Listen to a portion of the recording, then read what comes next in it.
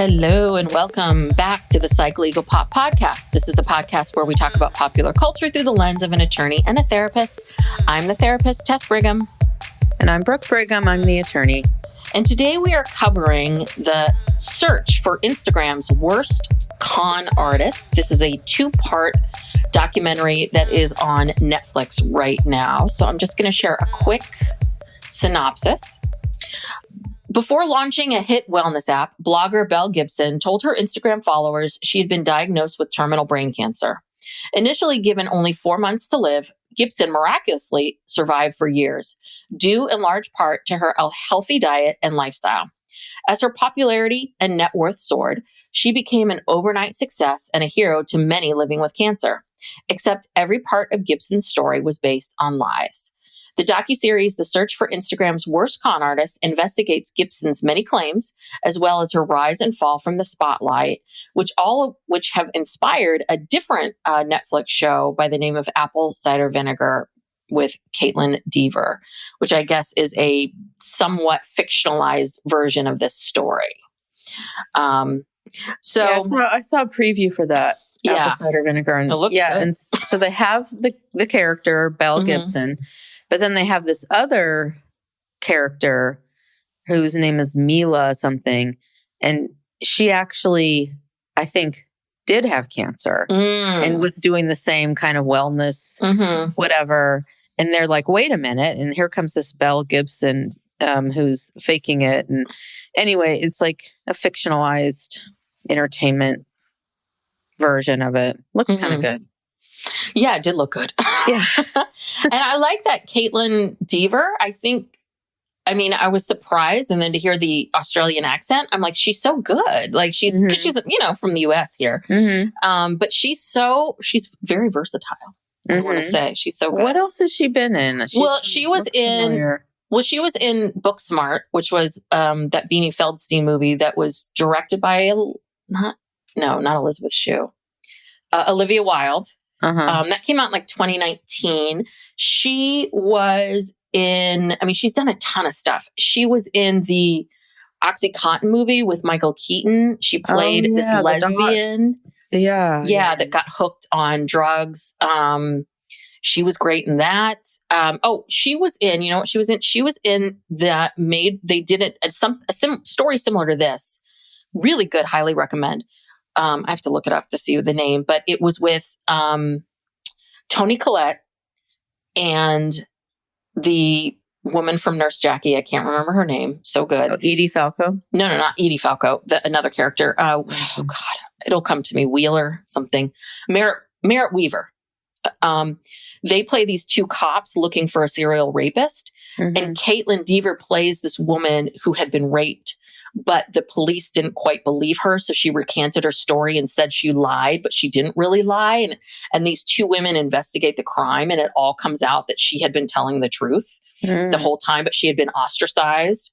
It's based on a true story of this young woman who came and said, I was raped, but these cops didn't believe her story. She was a young girl, and she was like living on her own, didn't have family, didn't have any support.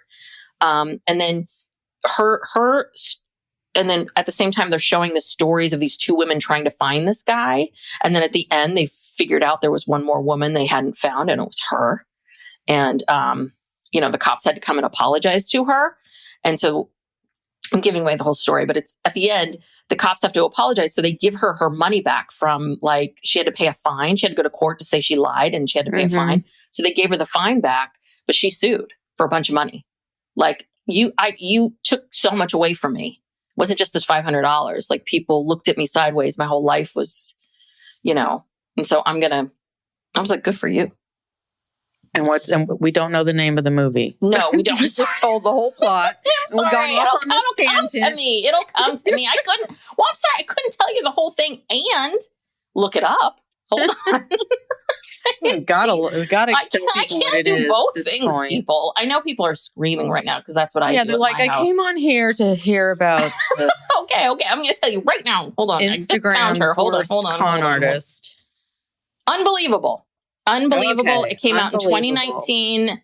Excellent. Sorry to tell you, but pretty much it's based on a true story. So people probably knew that story already. Anywho, excellent actress. Sorry. Get back to the story. sorry. Okay, but we're talking about Belle Gibson.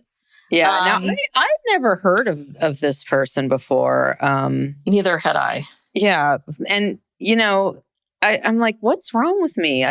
Because her app was preloaded on the first Apple Watch. I mean, she must have been a huge deal. And I'm like, this is the first I've heard of her. Well, I'm so out of it. I don't know. I think for me personally, I wish I was. I think I'd be a lot healthier. I have zero interest in I don't have a lot of interest in the alternative health space, to be honest. Like, I'm not someone who loves to go in and look at herbs and do various things. That food looks terrible to me. I don't want cashew cheese. Cashew cheese is actually pretty good. Well, but I don't want beetroot soup, or I don't want any of Ayurvedic the pictures look, okay, but they're stylized. But then you read about what it is. No, thank you. Well, this is the other thing is Steve and I over the years, we've done the Whole30 more than once, which is, but you have to, when you do the Whole30, you have to cook every single meal. I know. Every snack. And it is utterly exhausting. Yeah. And having to think about it all the time, having to plan it out. If you're someone who does this and you do it regularly, that's the thing. You have to have a tremendous amount of joy. You have to like doing it. You have to really like doing it. And here's the thing. I don't like doing it. I'm not that interested in looking at pictures of food. I don't want to watch people talking to me. I don't want someone lecturing me about the importance of beetroot and about how, and this is going to hurt the inflammation. That I'm not saying that I don't believe in it and that I don't think that there is some truth, because I do think that Western medicine, there are problems. I'm not going to say there aren't, but this isn't something I would follow or care about at all. Mm-hmm. And, that's why we didn't know. We didn't know who she was. We are not in that space. The other part of it too is, I think what I thought was interesting, if you really take a step back and look at the story, she kind of came around in 2013, but by 2015, the House of Cards had come down. Mm-hmm. So I think people always talk about these overnight sensations and all of this. Like, in some ways, these people, I think we make them out. Yes, did she do wrong? Did she do a lot of bad things? Absolutely. But this is such a contained thing. Like, it's amazing to me that in some ways it's like it all happened really quickly, but at the same time, it is very shocking that not one person put this together sooner. Do you know, before 2015, that she had been making these claims in 2013 and she's still at it. That's the part about it that's so odd, is like how quickly it all came down, and also how long it took for it to come down. And the fact that, and they make this point at the end, of the fact that, both Apple and Penguin Books got into business with her with no due diligence at all. Yeah. I mean, she came out of nowhere basically saying that she had stage 4 brain tumors and she had 4 months to live. Yes. So, okay. But yeah, and then she starts this blog, and then there's an app, and she's basically telling people that she's still alive. I guess her cancer is cured. She's, the details of her illness are very scant, but the implication is that, that I'm alive and looking good. And because she's like this fresh faced, young, healthy woman, and she's, not suffering from cancer any longer because she's eating, cashew cheese or cashew, whatever it is. And people are believing it. Mm-hmm. I mean, I don't know. I'm a skeptical person. I would look at that and be like, you're kidding me. No, I mean, I don't know. A lot of people just believe anything. Yeah. Yeah. I'm sadly one of those people that really I'm not skeptical. You would be on that app. I would be, if I was into this stuff, I'd probably be on that app. Now, I want to say something. Why do you pick malignant brain tumors? Like, pick a different kind of cancer. The one that maybe... One that's more curable. one that's more curable. You pick Yeah. something. But the other part of it too is this. I can see how certain cancers would really respond to, or it would improve your health to do certain things. Mm-hmm. Absolutely. Like, eating this way will help with inflammation and, pain and other things. Absolutely. But tumors in your brain. Yeah. Well, A that beetroot doctor salad is not going to do that for you. Yeah, the doctor comes on later and basically says that nobody survives that. Yeah. Nobody survives a malignant brain tumor. You eventually will die. It's just a matter of time. Yes. And that also cancer does not spread from the brain to other organs. It's Yes. just not how brain cancer certain works. organs that she claimed were it spread. Yeah. So all of this started, I guess, she kind of blew up around 2012, 2013. But in 2014, a journalist from the Australian, which is their big paper there, Richard Goulet, his wife, he's a reporter, and his wife had been diagnosed with cancer. And he was like, he kind of tripped upon this and saw this and was like, this is interesting. This is a woman who says she cured cancer with just eating differently. And I guess he starts off by kind of like doing some research. Again, things that Penguin and Apple could have done. He just did some research. And when he started speaking to experts and neuroscientists and doctors and such and asked them, is this possible? They absolutely positively said no. And he could not find any records of her or of getting any treatment. And so this was happening at the same time. There's another paper called The Age. And they also, it sounds like simultaneously, were also following this case and wondering, like, this doesn't make any sense.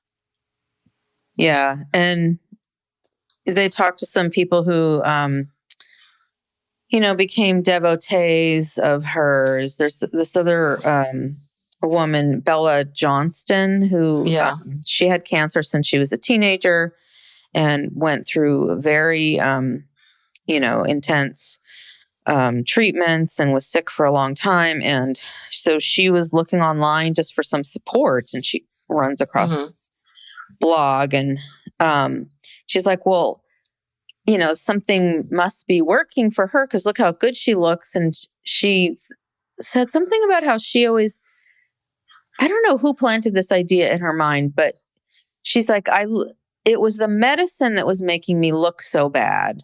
Mm-hmm. And implying that if you stop taking the medicine and you just eat really well, then you'll look all healthy and glowy like Belle.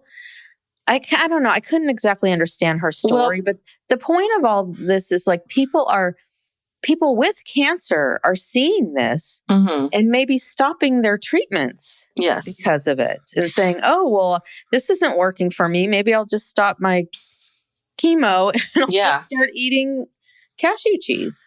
Because, and I think that she was a good example, Bella Johnson, because she was, I guess she was diagnosed cancer when she was young, had to go through a bunch of stuff. And she said that I didn't have anyone to talk to. Nobody was young like me when I was getting treatment. I couldn't relate to anybody. And here's someone who looks like her, who's like a couple years older.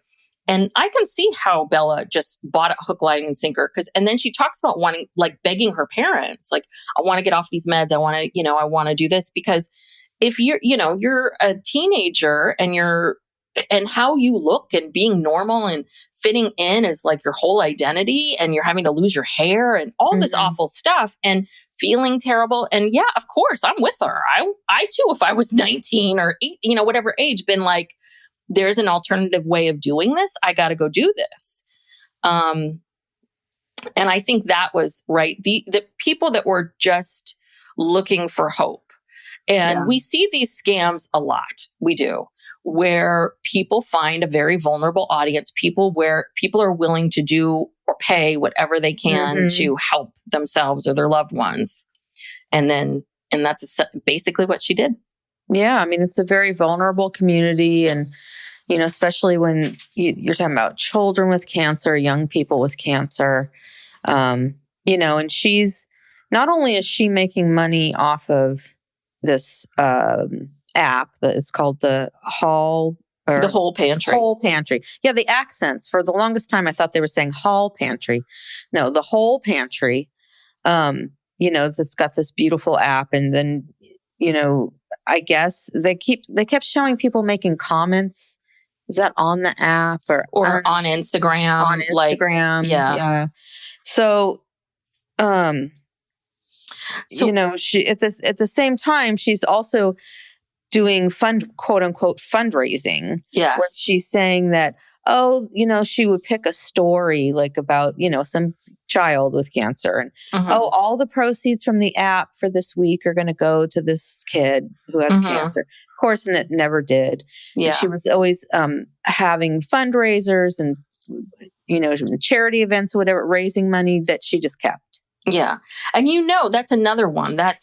And what I hate about this is these kinds of things make me feel skeptical when I see now people that are doing fundraisers, or they're like, all the proceeds, 10% or 30% of the proceeds are going to go to here, here, and here. You're like, and we all know, we've all been there, where you're like, oh, but the proceeds are going somewhere, so I'm going to go do it. Like something you maybe wouldn't buy normally or wouldn't purchase, that you're going to do it because you think the money's going somewhere good.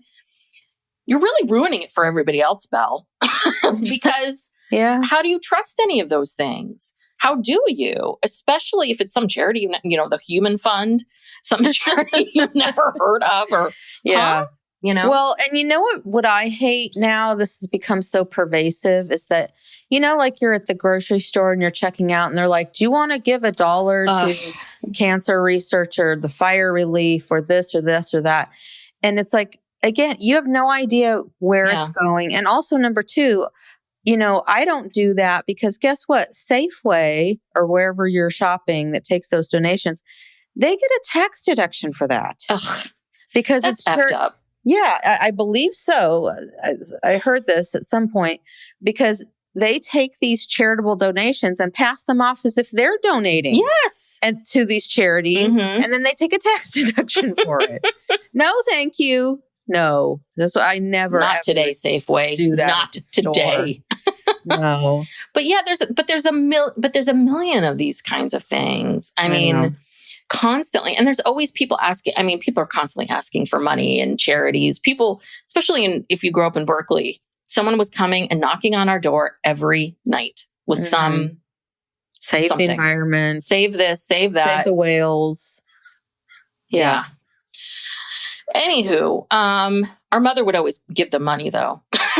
Well, every day in her mail, she gets, 5 to 10 envelopes from, the Conservation Society, this museum, that, and they send like those little address return label stickers. Yes. And she has a lot of those. Yeah. Just because she gives money, and then they sell their mailing list to other people. And then they're just being solicited constantly, nonstop.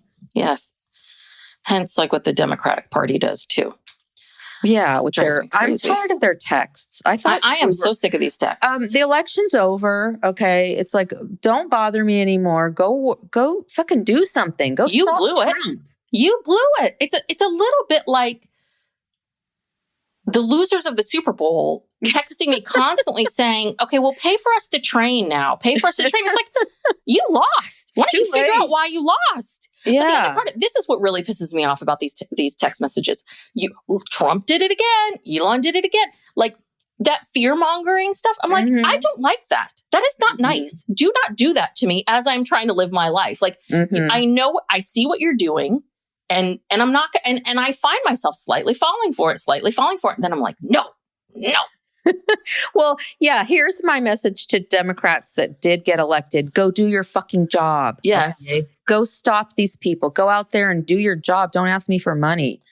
Go get arrested. Go be like John Lewis or whatever, go fucking do something. Thank you. Well, anyway, sorry. That's another rant. Oh God. We're like reality gays. We've got We've got something. Like we cannot keep on topic. Span problems today. Uh-oh.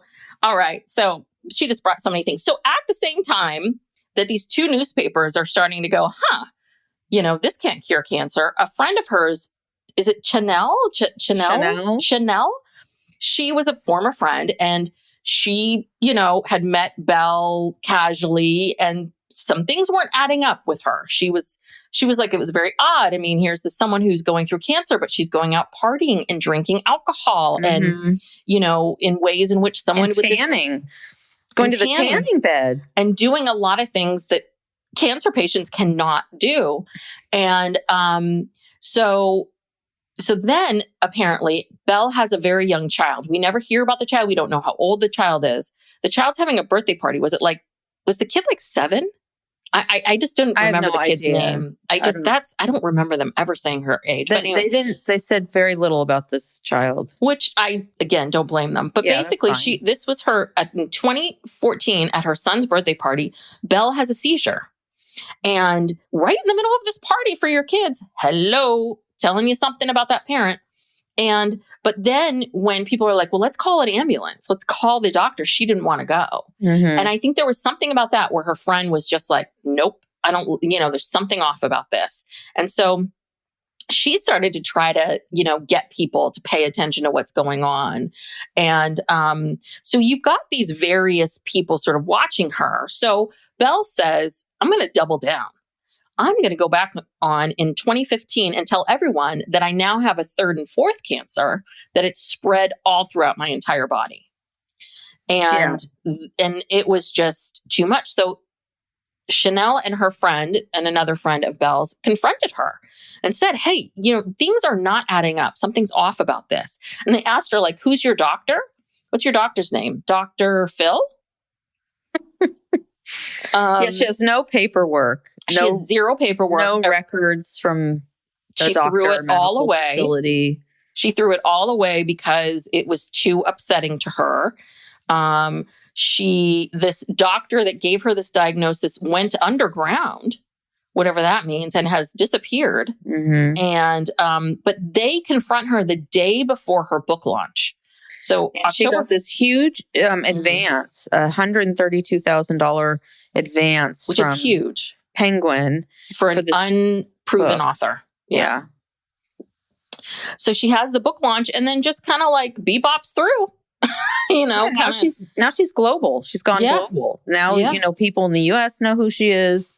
People in Europe know who she is. Yeah. And that's when she just blows up.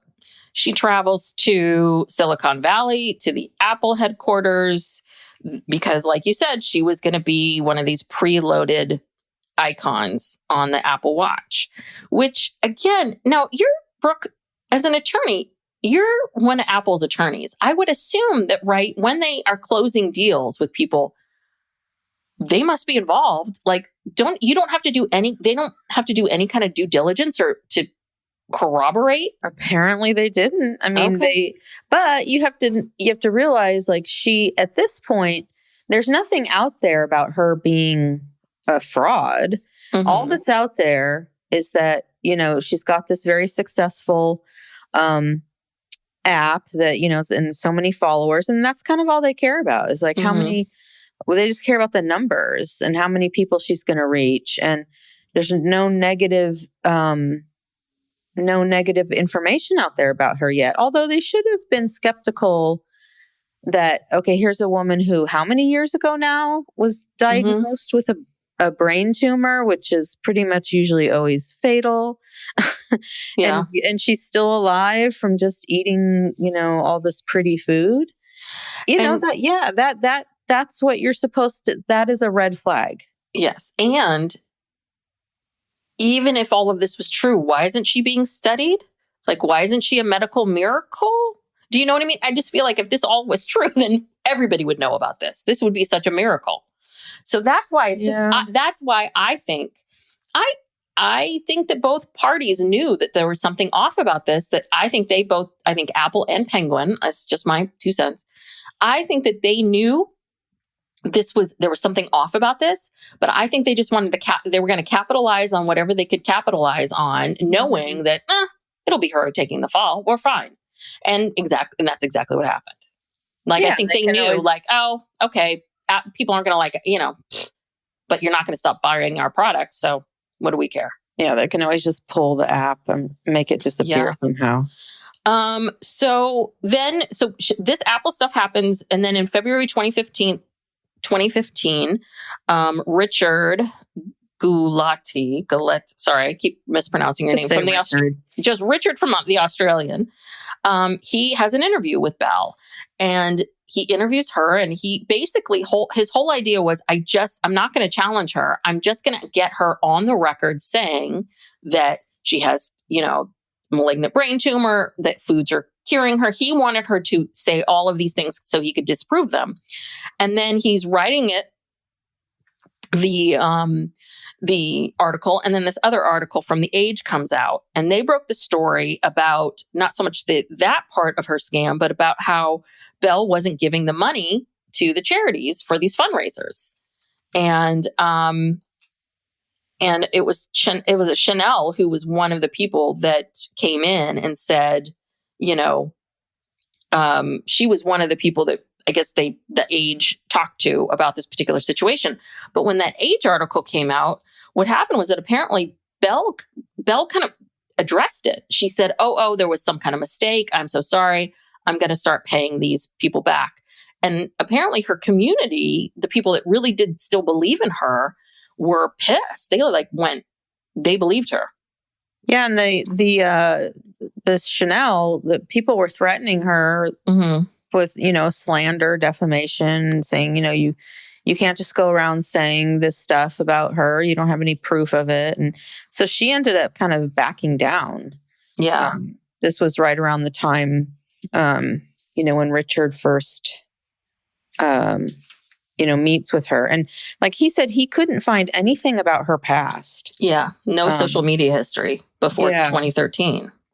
So, yeah. And then but then when she meets with him, and they start talking about the doctor who diagnosed her, then she uses this is interesting. She sort of uses this opportunity as a way out and says she thinks that maybe she was misdiagnosed and she doesn't really have cancer. Psych Legal Pop will be back after these messages.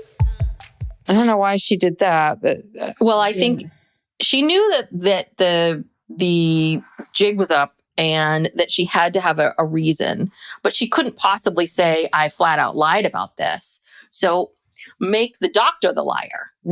So now the story became that she was diagnosed by this doctor who gave her this diagnosis, and a misdiagnosis. A misdiagnosis, and that it's possible that she maybe has never had cancer.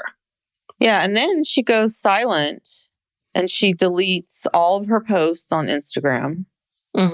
And I guess, sort of tries to go away.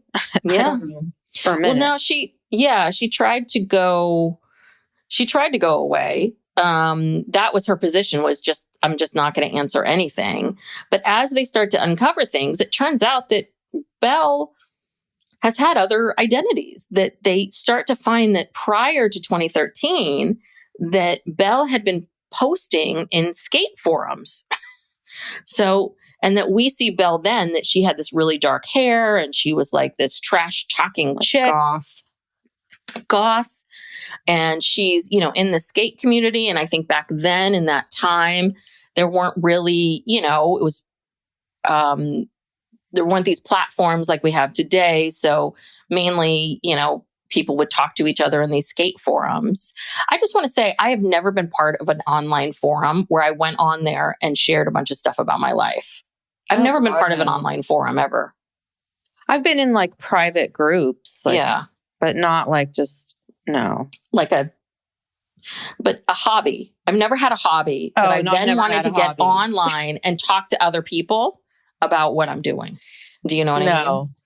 No. I don't know if there's something wrong with me, but I don't get it. But anywho. But she was back then posting about her, what they started calling her medical drama. And she was saying that she had open heart surgeries, that she died. She died and was brought back to life. She had stage 2 malignant brain tumor. We're bringing that back out again. And she's been doing this since she was like 17, and she was taking stories of other people, like real things that happened to real people, and then making them her own. Mm-hmm. So she's been doing this, Yeah, like her whole life. Yes. And again, people are posting, oh my gosh, Belle, are you okay? I'm so sorry. Oh, we have to rally behind you. Like, she's getting all this sympathy. So the Australian publishes their story. So now there's these two stories, The Age and Australian, both out. So Claire, who's the journalist for The Age, she actually gets an interview with Belle to talk about, what's going on. And well, it was this was going to be in, so the publisher of Women's Weekly, which is like the biggest paper in Australia, like circulation magazine, whatever it is. They wanted to get the first interview, since she was exposed. And so, yeah, they do team up with Claire Weaver. They gave the interview to her because she had already talked to her. Or she had written the Age breaking article. The first, the first story. So, yeah, they tried to. Claire did interview her. Yes, but it was like real weird because Belle didn't really reveal anything, and nothing she was saying was making sense. And she was trying to tell her story of her past and her childhood. She said that her mom had MS and that she had to take care of her mom and herself and her brother, who was autistic. And she again admitted in that interview that she didn't have cancer. So I'm thinking, okay, well, where are you going to go with this? What do you... So again, it's kind of interesting. She's sort of now trying to shift the sympathy and attention that she was getting for having cancer. Now she's trying to shift it somewhere. She can't go down that road anymore. She's trying to shift it somewhere else. Yeah. So she's trying to shift it towards this, troubled childhood that she had. And a mentally, someone who's mentally healthy and has remorse and all that wouldn't have done this to begin with.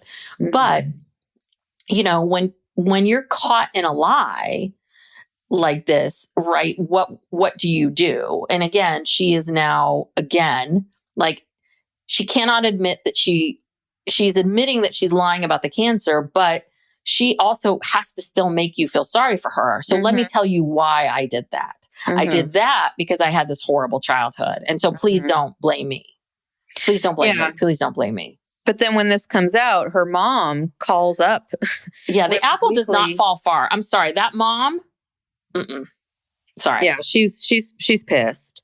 But yeah, it turns out that her mom, there is somewhat of a truth to this.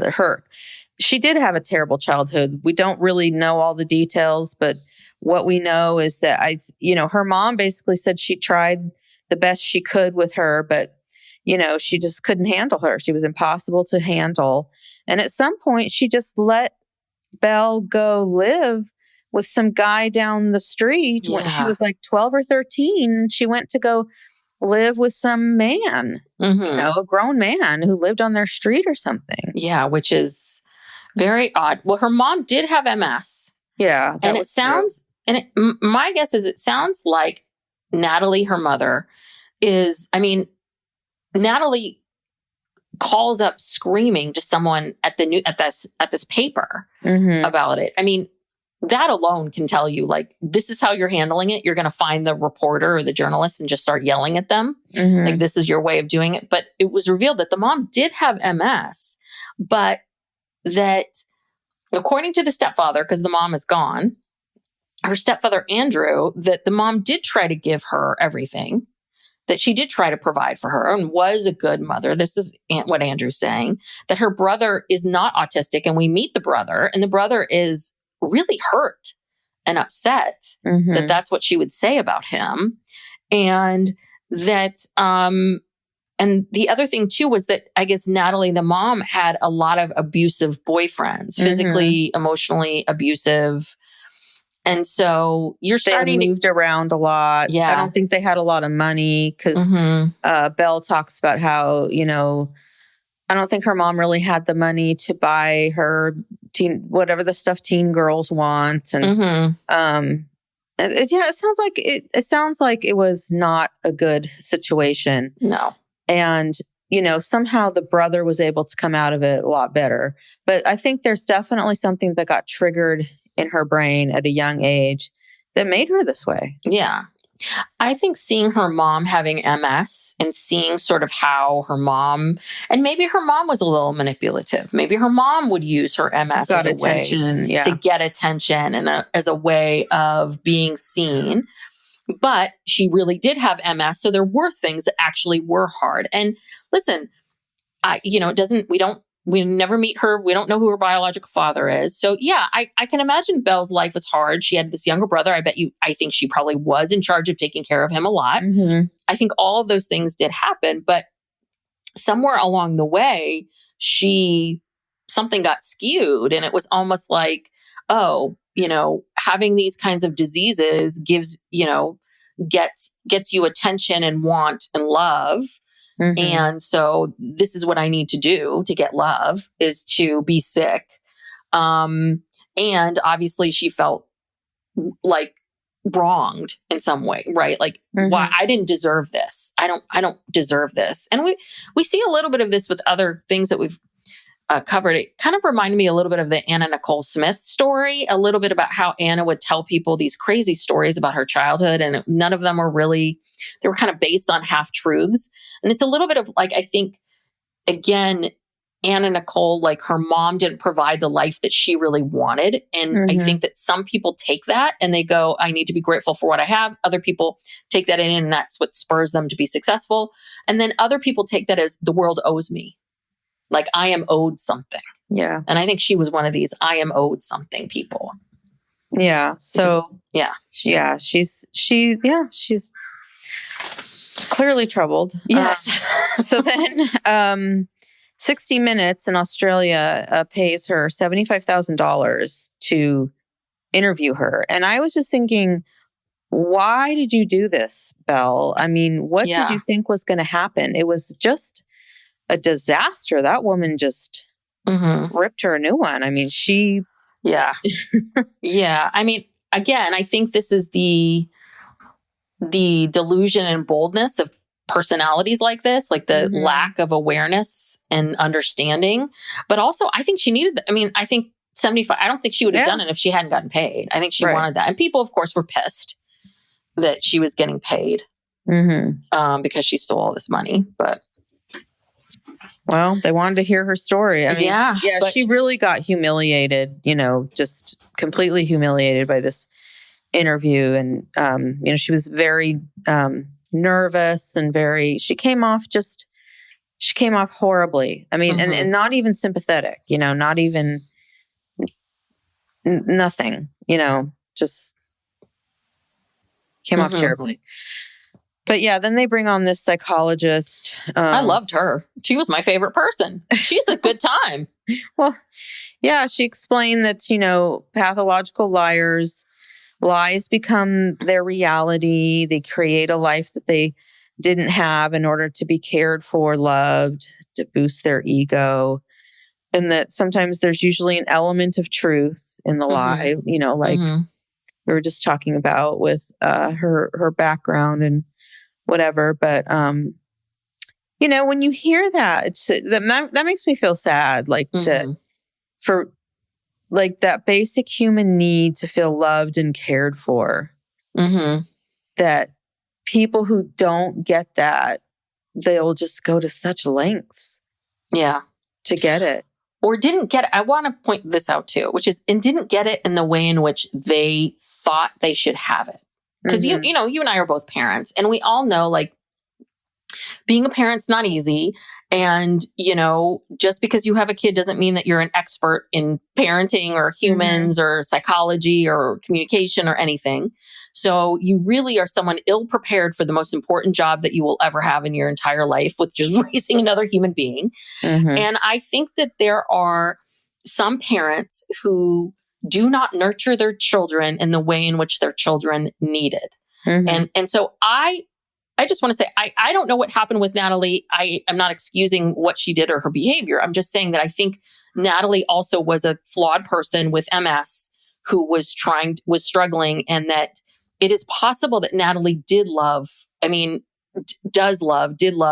cared for her. It is also possible that care wasn't what she wanted, because the brother, you look at the brother, it seemed like that care was enough for him, or enough to give him what he needed to get to the next part of his life.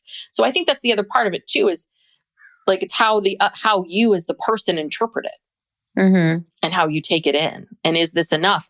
And, listen, I love our father, but he's not the most effusive person. Is that the kind of care I needed? Probably not. But I know who he is as a human being, and I love him, and I'm able to see him for what he is. That's what I'm talking about. It's being able to reconcile with some of these things and be able to go, I see you, and you did the best that you could, and I'm appreciative of that. But a lot of people can't do that. Yeah, that's a very mature and very nuanced, way of thinking that most people don't have. Yes. Most people are very black and white. There's differences even within families. You talk about her brother, like, daughters and sons need different things. So maybe whatever the son got was enough, but it wasn't enough for Natalie. And, the mother-daughter, mother-son, all these relationships, they're different, and they need different dynamics. And within one family, you can have, a couple kids who felt like their needs were totally met. And then you have one who's just like, no, and you're raised by the same people. Yeah. So it's just sometimes, and sometimes personalities between people, they just don't click. Yeah. You know? For sure. For sure. Now, Natalie letting her, the stepfather, I love this. She was 13 or 15. 13. Well, I thought he said from 13 to 15, and then he said till 12. Then it got younger. Then he said, because I thought, does he not know? Like, I thought he was just saying names, 13, 15, I don't know, sometime.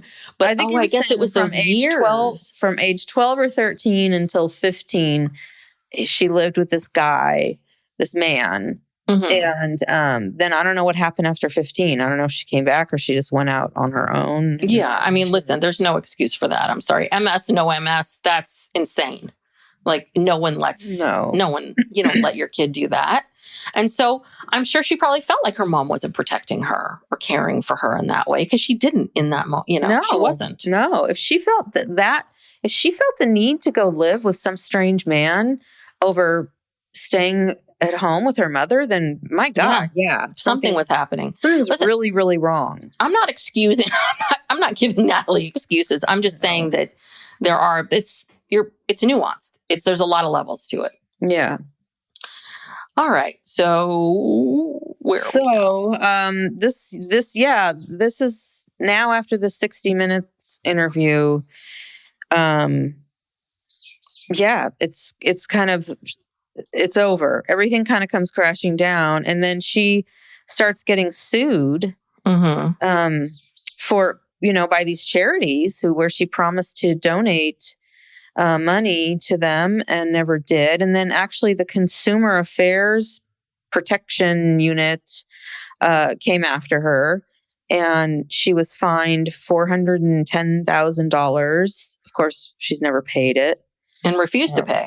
Yeah, for defrauding people. And then, while this is all happening, she's seen traveling around the world, going here and going there. And then the weirdest thing happens. She's kind of disappears, and then she shows up in some video in Ethiopian dress, doing some sort of fundraising, I guess, in Ethiopia for some organization. And she's calling herself Sabantu. She's got some new name, and it almost looks like she's like part of some, she's fallen into some religious cult or something. Yeah. But I think it was mostly talking about quote unquote fundraising. I think it's another scam. Yeah. Yeah. She was pretending to be Ethiopian or something. It was so weird. But these people, because she had already been caught, it didn't take long. They figured out very quickly that she was a scammer. And so she got rejected by that community. And, and I think that most likely, right, I don't know where she is today, but I think Belle is probably cozied up to some new community of people, maybe not so visible, maybe a community of people that don't go on social media. I don't know, but I think this is what she's going to continue to do for the rest of her life. This is all she really knows how to do. Mm-hmm. And where's her son? Like, what, God. Yeah. I mean, what's happened to him? Yeah. Because we don't hear much about him. We don't hear about his father. You don't hear about anything. But this is what I thought was really fascinating at the very end. They were talking about, do you think if Belle hadn't lied, could she have been successful without it? Yeah. Could she have been successful without it? Because we meet very early on in the documentary. We never see this guy again. His name is Dutch Singh. Mm-hmm. Dutch Singh, he's an influencer marketing CEO. Mm-hmm. And he talks about how impressive what she did. Yeah. That she really, I mean, if she had just said, hey, I'm into alternative medicine, here are pictures and stuff. He said she did a really good job of monetizing, marketing, putting things together. I mean, those were really beautiful pictures of the pantry. I mean, like, she obviously knew how to get to where she was to quote unquote fool Apple, to fool Penguin, to get so many people focused on her. That is the, that's the irony of all of this is that she could have actually been really successful if she had actually found a real product, marketed a real product. The problem is that saying you have cancer and making this crazy claim is going to get you a lot more attention. Yeah. I mean, that's the thing. Maybe not, because there's kind of a million apps and blogs out there about this kind of stuff. And so, yeah, the cancer thing was how she got such high numbers because, because there's a whole community out there of people with cancer, and people with cancer a lot of times are kind of desperate, and, they're looking for something to help them. And so I don't know. I think she would have been a lot harder. I don't think she would have been as successful, but so quickly, because at that time, I mean, there were far less of those kinds of blogs in 2013, 2014, when she was doing it. Like today, she could have an empire. I really do believe that if she had kept going, because this is what this guy was saying, this Dutch Singh was saying, that she was figuring out how to monetize and make all of this work for her in a way that most people couldn't figure out how to do.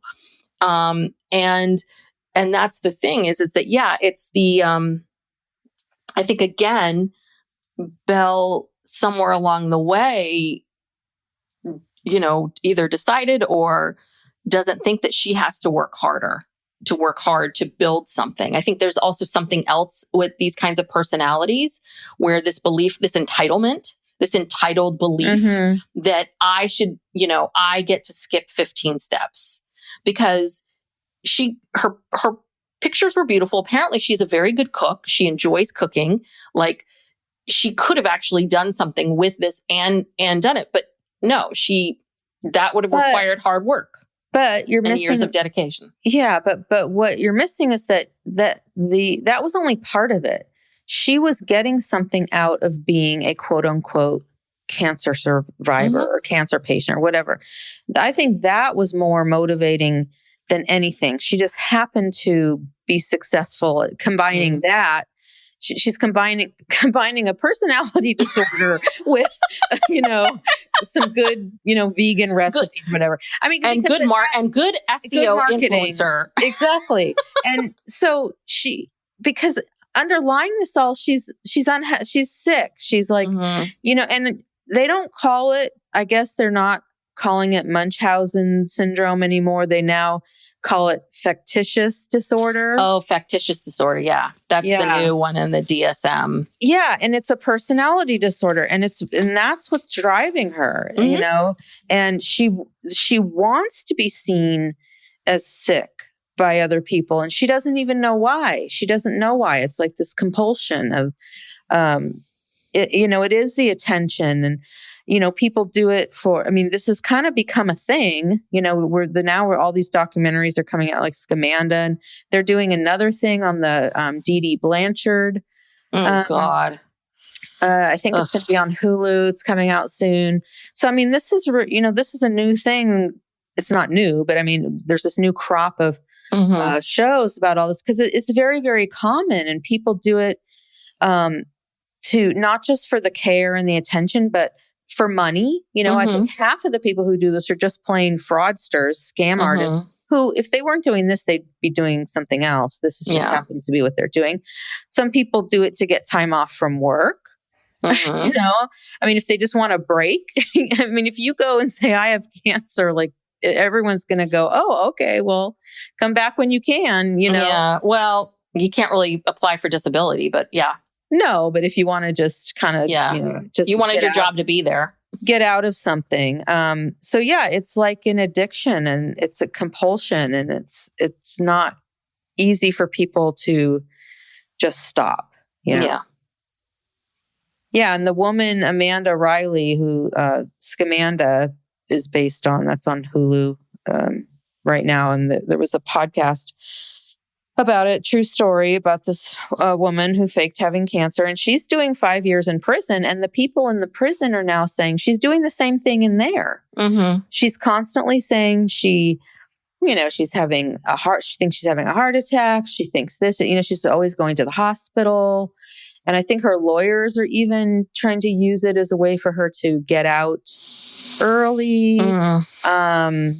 And they're saying, no, this is a continuation of what she was doing. Yeah. She's still doing it.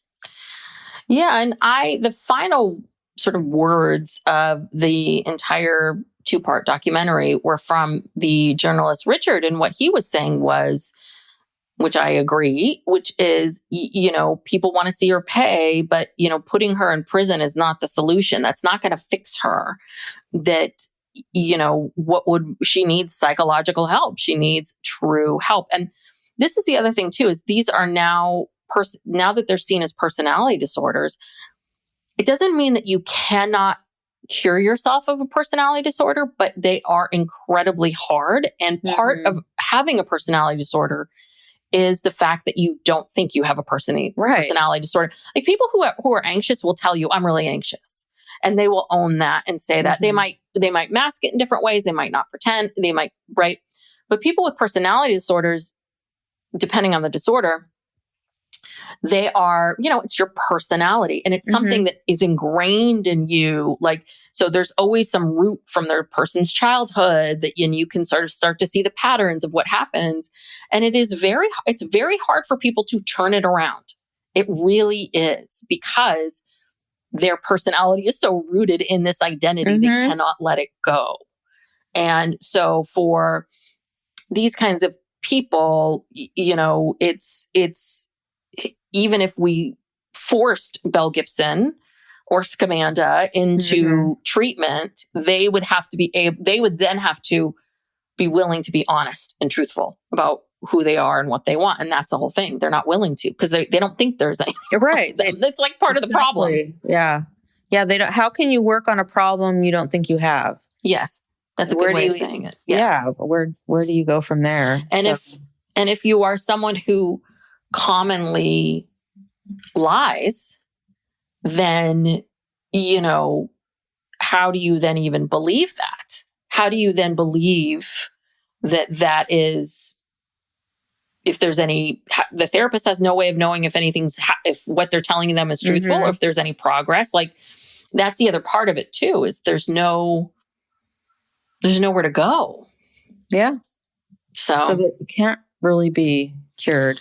Yeah. And I don't know. Maybe science will come up with something that will help. I don't know. I really don't. But no, there is not, as of right now, there is not a cure. I mean, the only hope you can have is someone having I guess maybe losing everything. But again, even then they're not going to get it. I don't know. I keep trying to think of, is there a case where you could? But even then it's a little bit like, because they don't think anything's wrong with them. Yeah. They think it's everybody else. Yeah. Everyone else is causing whatever problems. Yeah. Yes. All right. Well, Boy. interesting. Yeah. Interesting. Yeah. A lot of these stories and cases now out there.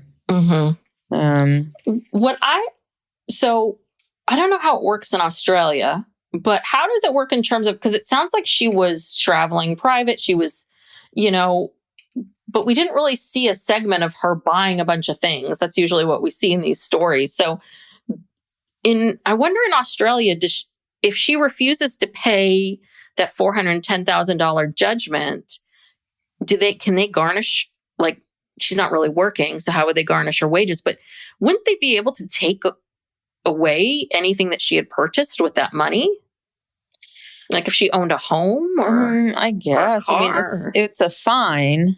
I don't know how it works there. If it's the same as like a court judgment. I don't know, but I don't think she really has anything. I think she was renting that house, probably. She was at that nice house by the beach. I'm sure she was like, I don't think she bought that house. Yeah. I think she was like traveling, living it up, partying, doing whatever. So I mean, she's broke. I don't think she has anything. I don't know if they can put her in jail for the not paying the fine. I don't know. And we don't know where she is now, right? I don't know. Is she in Australia, or does anyone know? No, we have no idea. Out? She's hit some new country. She's in Greenland. She's scamming someone in Greenland. Everyone beware. Well, now everyone knows what she looks like now. Yeah, she's going to have to change her looks. Beware. Yes, she's coming for you. All right. Well, Netflix is just churning these documentaries out. I'm telling you, I was looking at the list and it was just like Gabby Pepito and everything. It's like, what did we do before these documentaries? I don't know. And Hulu too. They're really cranking out a lot of, they're just taking all whatever is happening in the real world of, true crime or, scams now seems to be a big thing. Yeah. Just churning out these documentaries. Oh, did you see the Karen Reed? That Karen Reed documentary. Yeah, that's the one that Oliver has been on our show, worked on IDTV or something. I don't know. That's coming out soon. Ooh, we got to cover that for sure. That case is really heating up. I want to talk about that in our Patreon episode. Okay, well, that actually is a good segue. So if you're still here and you like us, we have a Patreon. So go check out our Patreon. We do bonuses and we do a true crime and Ask Us Anything. If you have not given us a review, we would really appreciate it. Those do help us and it helps people find us and find the show. Please subscribe to all the episodes. We're also covering Love is Blind. This week we'll be talking about the weddings. And oof, boy. That's all I'm going to say about that show. And I think that's it. Thanks for joining us. Thank you so much, everyone. Bye. Bye.